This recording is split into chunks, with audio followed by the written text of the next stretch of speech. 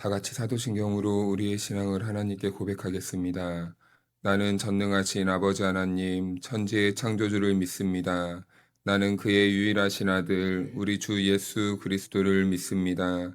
그는 성령으로 잉태되어 동정녀 마리아에게서 나시고 본디오 빌라도에게 고난을 받아 십자가에 못 박혀 죽으시고 장사된 지 사흘 만에 죽은 자 가운데서 다시 살아나셨으며 하늘에 오르시어 전능하신 아버지 하나님 우편에 앉아 계시다가 거기로부터 살아있는 자와 죽은 자를 심판하러 오십니다. 나는 성령을 믿으며 거룩한 공교회와 성도의 교제와 죄를 용서받는 것과 몸의 부활과 영생을 믿습니다. 아멘. 찬송가 182장 강물같이 흐르는 기쁨 다 같이 찬송하겠습니다.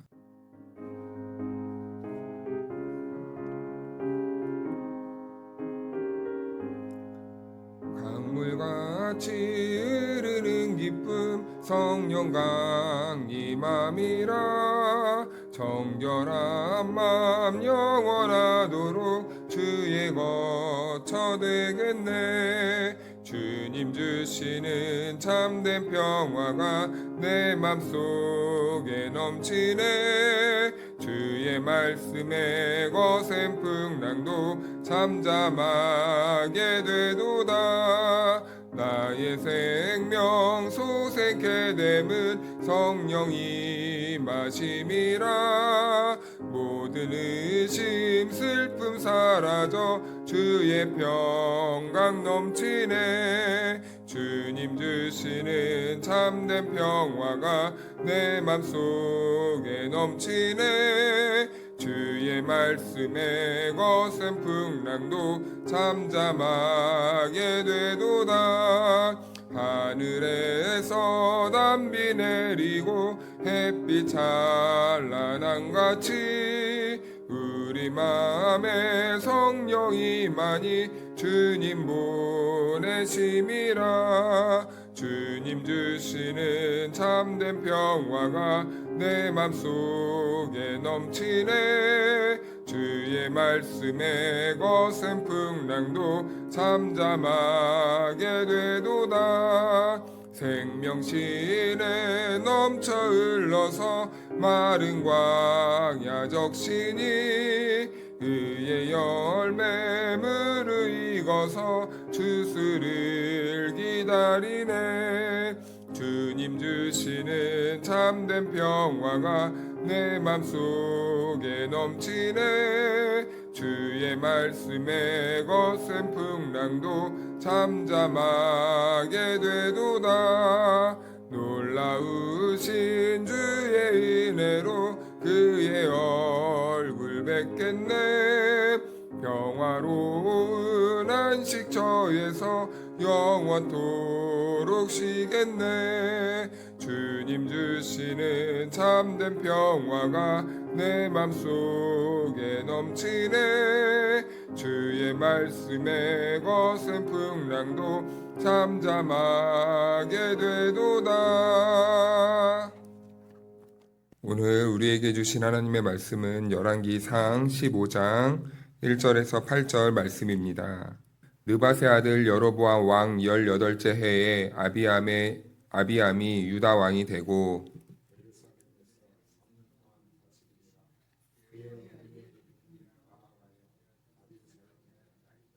아비암이 그의 아버지가 이미 행한 모든 죄를 행하고 그의 마음이 그의 조상 다윗의 마음과 같이 아니하여 그의 하나님 여호와 앞에 온전하지 못하였으나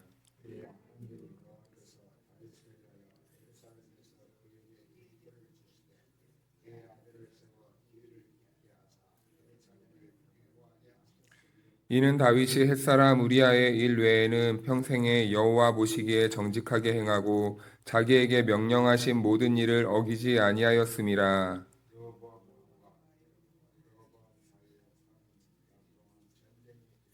아비암과 여로보암 사이에도 전쟁이 있으니라. 아비암의 남은 사적과 그 행한 모든 일은 유다 왕 역대 지략에 기록되지 아니하였느냐. 아비암이 그의 조상들과 함께 자니 다윗상에 장사되고 그 아들 아사가 대신하여 왕이 되니라. 아멘. 할렐루야. 하나님의 은혜와 평강이 우리 모두에게 함께하기를 축복합니다. 네, 오늘은 이제 어제 이어서 그 아비암이라는 왕이 등장합니다. 그런데 이 왕도 이제 북이스라엘의 여로보암 왕이 통치하던 시대에 남쪽 유다의 왕이었다라는 것을 밝히고 있어요. 그런데 이 왕은요, 참 통치 기간이 매우 짧습니다. 3년에 불과했습니다. 3년. 성경도 그의 이야기를요, 길게 기록하지 않아요. 그냥 짧은 몇 구절을 기록할 뿐입니다. 그런데요, 오늘 이 짧은 이 아비암의 이 통치 기간에서 성경 기자는 한 가지를 강조하네요. 먼저 보니까 이 왕도 보니까 어머니의 혈통을 굉장히 중요시 여기고 있는 것 같습니다. 이 아비암 왕이 하나님을 떠나 통치를 했는데 그 짧은 기간 동안에 통치한 방식이 어머니의 그 사고방식과 같았다라는 거예요. 그래서 2절 말씀을 보니까 예루살렘에서 3년 동안 다스리니라. 그의 어머니의 이름은 마아가요 아비살롬의 딸이더라. 이 마아가는 이 아비암의 아버지가 굉장히 총애하는 여자입니다. 그래서 이 가족 관계를 단순히 소개하려는 거 아니라 이 왕이 누구의 그늘 아래 있었고 누구의 사상을 받고 있었고 누구의 세계관을 따르고 있었는지를 이런 식으로 보여주면서 이거는 문제가 있다라는 것을 계속해서 들춰내고 있는 거예요. 그래서 우리 그 이스라엘이 망한 이유는 이런 우상 숭배 가정에서부터 시작한 이 왕의 이 통치 방법 이런 것들을 계속 고발해 나가면서 이런 통치의 이러한 것들을 지적하면서 이제 우리가 고쳐야 될 것이 무엇인가 바로 잡으려고 하는 시도를 보여주고 있는 것이죠. 그런데요, 이상합니다. 오늘 이 아비암의 이야기를 쭉 내려가면서 아비암의 이야기가 주가 돼야 되는데 아비암의 이야기에 살짝 이렇게 들춰내고 싶었던 것이 있는 것 같아요. 그것은 바로 다윗 왕과의 대조입니다. 다윗 왕과의 대조. 그래서 이것이 오늘 본문에서는 이 열왕기서를 기록한 사람이 본문에서 밝히고자 하는 더 중요한 메시지가 될 수도 있겠다라는 것이에요.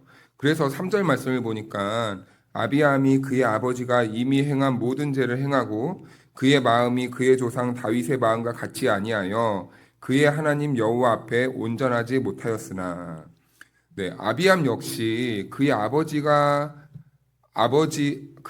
아비암 역시 하나님의 마음에 합한 왕은 아닙니다. 그의 아버지가 했던 것을 그대로 모방해요.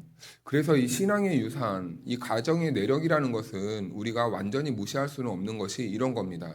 그 가정의 분위기가 어떠한지에 따라서 어쩌면은 그 자녀들과 그 온 다가오는 세대들의 신앙과 그리고 가정의 분위기가 결정될 수도 있겠다라는 것을 보여줘. 왜냐하면은 끊어내고 싶지만 그 가족에 흘러내려오는 그 내력들이 계속해서 그 자녀들에게 영향을 주고 있기 때문입니다. 그것이 인생의 길을 결정한다는 건 아니에요. 영향을 줄 수도 있다라는 겁니다. 아무튼 이 아비양 역시도요. 이 가정이 환경이 그랬어요.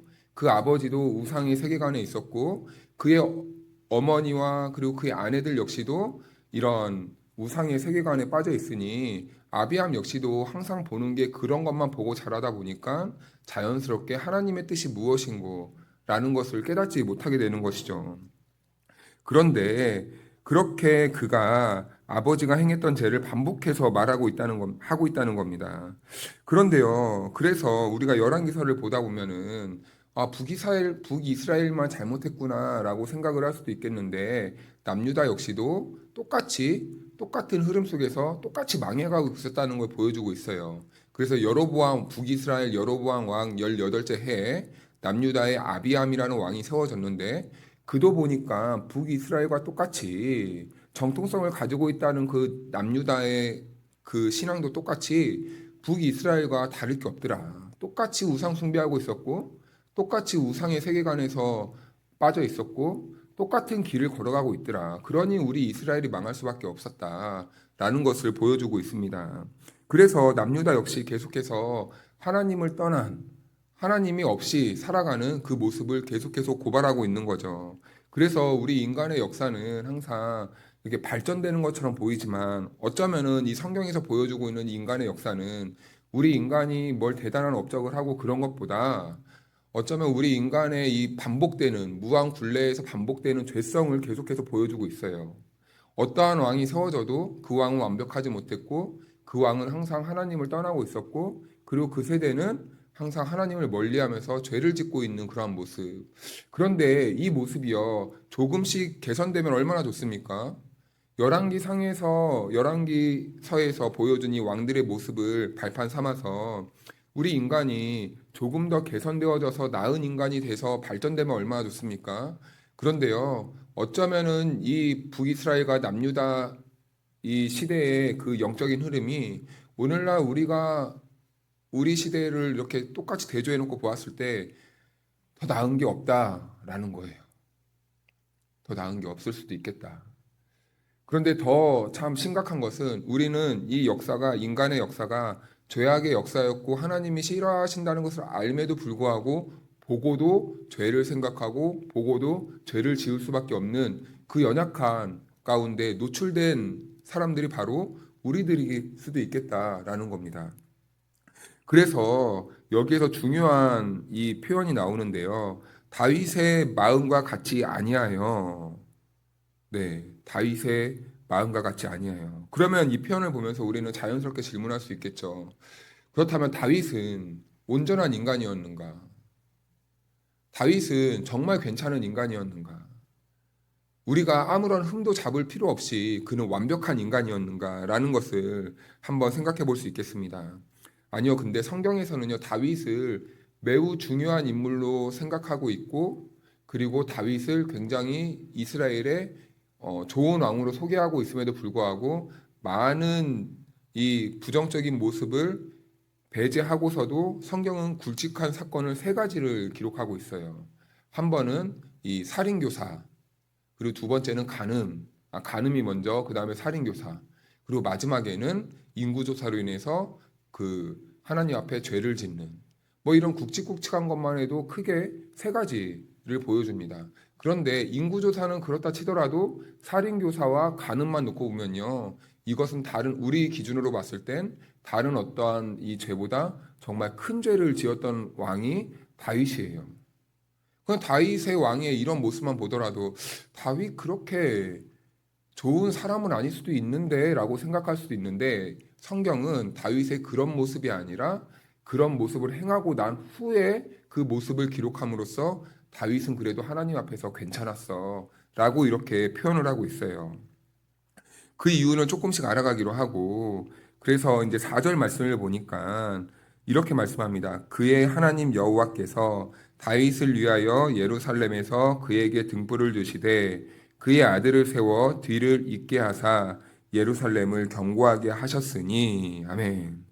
여기서 중요한 것은 다윗을 위하여라는 표현입니다. 하나님은 다윗에게 하신 약속을 기억하셨다라는 거예요. 하나님은 다윗에게 하신 약속을 기억하셨다. 그래서 하나님은요, 우리 인간이 괜찮아서가 아닙니다. 오늘 우리가 살아갈 때 우리에게 기회가 있고 우리를 구원하시는 이유가 우리 인간이 괜찮아서가 아니에요. 하나님은 하나님이 하신 말씀 때문에 우리 인간을 향한 하나님의 선하신 계획과 하나님의 약속 때문에 오늘도 우리는 하나님 앞에 살 수 있고 하나님은 우리를 끝까지 붙들어 주셔서 하나님 나라까지 구원해 가시는 것이죠. 아무튼 하나님께서는 그의 약속을 기억하십니다. 그런데 이 장면은 사무엘하 7장 그 다윗의 시대와 한번 그 연결되는데요. 다윗은요, 먼저 하나님 앞에서 성전을 짓고 싶어 했습니다. 그런데요, 성전을 짓고 싶어 한 그 다윗에게 하나님은요, 이러한 말씀을 해주세요. 제가 그 본문을 읽어드리겠습니다. 사무엘하 7장 말씀이거든요. 내 수완이 차서 내 조상들과 함께 누울 때에 내가 내 몸에서 날 내 씨를 내 뒤에 세워 그의 나라를 견고하게 하리라. 그는 내 이름을 위하여 집을 건축할 것이요 나는 그의 나라 왕위를 영원히 견고하게 하리라. 하나님은요 다윗의 집을 세우겠다고 약속하십니다. 다윗은 하나님의 성전을 건축하고 싶어 했지만 오히려 하나님이 다윗에게 영원한 집을 약속해 주는 거예요. 참 이게 역설이죠. 인간은 하나님께 조그만한 마음을 드렸음에도 불구하고 하나님은 그 인간에게 더 큰 은혜를 주시는 분이 바로 우리 하나님 아버지의 그 본질적인 마음입니다. 그런 속성입니다. 그리고 이어서 또 이렇게 말씀하시는데요. 나는 그에게 아버지가 되고 그는 내게 아들이 되리니 그가 만일 죄를 범하면 내가 사람의 매와 인생의 책찍으로 징계하려니와. 하나님은요, 이제 그 다윗이 얼마나 하나님 앞에서 좋은 마음을 품었는지, 이제 앞으로 내가 너에게 너의 가문에 영원한 집을 세워줄 것이고 내가 그 가정의 아버지가 될 것이다. 너희는 나의 아들이 될 것이다. 라고 이렇게 은혜의 말씀을 부어주십니다. 그런데요, 그가 만일 죄를 범하면 내가 사람의 매와 인생의 채찍으로 징계하려니와. 아버지와 아들이 되는데 만일 너희가 잘못하면 내가 옳은 길로 인도하려고 내가 매도 때리고 채찍질을 할 거야 라는 거예요. 자, 그래서 하나님께서는 이스라엘이 범죄할 때마다 이방 국가를 세워서 그들을 침공하게 하시고 망하게 하는 것처럼 보입니다. 자, 그렇다면 우리는 한 가지 이 말씀을 사무엘하의 말씀을 기준으로 했을 때 하나님이 어떠한 마음으로 이스라엘에게 그런 고난과 환난을 허락하시는지를 깨닫게 됩니다. 하나님은 철저하게 이스라엘을 미워서가 아니라 이스라엘을 사랑한 나머지 그들에게 아픔과 고통과 환난을 주신다라는 것이죠. 그래서 때때로 우리들의 인생에도 마찬가지 아닙니까? 고난과 환난과 아픔과 그리고 우리 삶에도 어려움이 생길 수도 있어요. 그것은 우리가 뭐 죄악을 지었고 그리고 여러 가지 이유가 있을 수도 있겠지만 본질적으로는 하나님이 우리들에게 고난과 환난을 허용하시는 이유 중에 큰 그 기둥 하나는 우리를 사랑하시기 때문이다라는 겁니다. 우리가 지금 가고 있는 그 발걸음에서 우리의 인생길을 잠시 잠깐 멈춰서 내가 옳은 길을 가고 있는지 돌아보게 하시고, 그래서 그 길 가운데서 하나님은 우리가 회개하고 하나님께 돌아와서 하나님의 아버지 되시는, 그리고 우리는 아들 되는 그 가족과의 관계, 그 아들과 자녀와의 관계를 다시 회복하기를 원하시는 분이 바로 우리 하나님 아버지라는 것입니다. 그래서 하나님은요, 죄를요 가볍게 여기지 않으세요. 죄를 가볍게 여기지 않으십니다. 그러나 동시에 하나님은 그 죄를 심판하시고 징계하시고 또 가볍게 여기지 않으시지만, 동시에 하나님께서 그 우리들에게 하신 그 언약 때문에 우리를 포기하지 않으시는 거예요. 그래서 우리를 포기하지 않으시고 징계를 주시는 겁니다. 환난을 주시는 거예요. 그래서 본문 5절은 이렇게 말합니다. 우리 5절 말씀을, 본문 5절을 다 같이 한번 읽어볼까요? 시작. 이는 다윗이 햇사람 우리아의 일 외에는 평생에 여호와 보시기에 정직하게 행하고 자기에게 명령하신 모든 일을 어기지 아니하였음이라. 아멘. 여기에서는 다윗이 완벽하다는 말이 아닙니다. 성경은 이미 다윗의 죄를 숨기지 않아요. 오히려 이 부끄러운 일을요 들춰내고 있는 거예요. 이 다윗이 햇사람 우리아의 일, 간음을 했어요. 간음을 한 것도 대단한 건데 그 간음을 감추기 위해 우리아를 죽이라고 이 살인교사까지 내립니다. 간음과 살인이라는 이 죄를 동시에 지었던 것이 바로 다윗이에요. 그런데요, 오늘 그가 하나님 앞에서 보시기에 정직하게 행했다. 자기에게 명령하신 모든 일을 어기지 아니하였다. 죄를 기록하면서도 불구하고 잘한 점을 동시에 기록하고 있습니다. 자, 그렇다면 성경이 말하는, 그리고 다윗이 했던 이 정직함과 이 온전함은 무엇인가? 성경은 이걸 말하고 싶은 거예요. 다윗은요, 죄를 짓지 않았던 사람이 아니다라는 거예요. 1차적으로. 그런데 그가 죄를 지었어요. 죄를 짓고 하나님과 관계가 멀어집니다. 신앙이 무너졌어요. 삶이 무너졌어요. 그랬을 때 다윗이 어떻게 했냐라는 것을 생각해 보아라라는 겁니다. 그는요, 자기가 어떠한 존재인지를 깨닫고 그의 죄가 들춰졌을 때 하나님 앞에 납작 엎드렸던 사람이었다라는 겁니다. 그런데 이스라엘 지금 왕들의 이야기를 보니까 왕을 비롯한 온 백성들은 지금 어떻게 하고 있습니까? 죄가 들춰지고 있고 무엇이 잘못되었는지도 알매도 불구하고 하나님의 말씀 앞으로 돌아오지 않는 거예요. 하나님의 뜻대로 행하지 않는 겁니다. 깨닫지 못하는 거예요. 그래서 다윗이라는 인물을 슬쩍 이렇게 밀어 넣으면서 이스라엘 그 지금의 왕과 다윗의 왕의 모습을 비교함으로써 우리가 하나님이 기뻐하시는 대로 가야 되지 않겠는가? 그러면 우리는 어떠한 삶을 살아야 되겠는가라는 것을 계속해서 이렇게 보여주고 있는 것입니다. 그래서 이 다윗은 나단 선지자의 책망 앞에서 그의 죄가 들통났을 때 그는요, 나단을 책망하거나 숨거나 그는 화를 내거나 그러지 않았어요. 오히려 그 죄를 붙잡고 회개하는 모습을 보여줍니다. 얼마나 회개를 했는지 자기의 눈물이 침상을 띄운다라고 할 정도로 하나님 앞에서 자기의 이 연약함과 이 죄악과 이 무너짐을요, 그렇게 고백했던 인물이 바로 다윗 왕이었어요. 그래서 시편에서 다윗은 하나님께서 기뻐하시는 것은 상한 심령이다. 상한 심령이다. 죄를 지었을 때 그 상한 마음을 가지고 하나님 앞에 나아가는 것. 이것이 바로 하나님이 기뻐하시는 사람들의 모습입니다라는 것을 시편에서 남깁니다. 이것이 다윗의 이 하나님 앞에서의 정직한 온전한 모습이었다는 것이죠. 그래서 오늘 본문은 등불이라는 것을 말씀해 주십니다. 하나님은요, 그 다윗이 너무 좋은 거예요. 그런 태도가. 그러니까 내가 너의 가문에 영원히 등불을 끄지 않겠다. 이 등불을 끄지 않겠다는 것은 무엇입니까? 숨을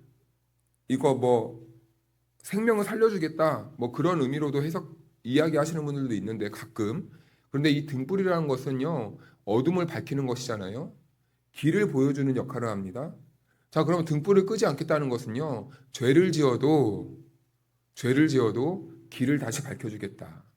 실패해도 내가 어디로 가야 되는지 길을 알려주겠다.